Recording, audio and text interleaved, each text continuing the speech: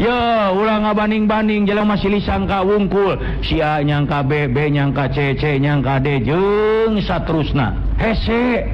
dari si lisangka mah Kang Ibing boga babaturan di Bandung ngora keneh paling kolot ke umurna 45 tahun tapi beungharna Pak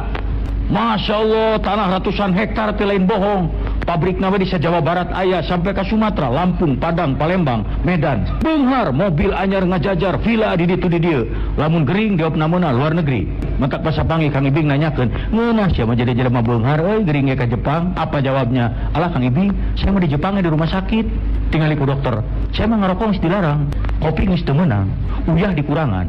daging nu gaji-gaji dilarang anu haseum teu meunang anu pahit dilarang anu amis dikurangan ngahulang nah keur naon loba duit sagala teu meunang mending siga urang penghasilan pas-pasan sagala meunang kerupuk oncom tempe asin senal jojodok taraje hakan kabeh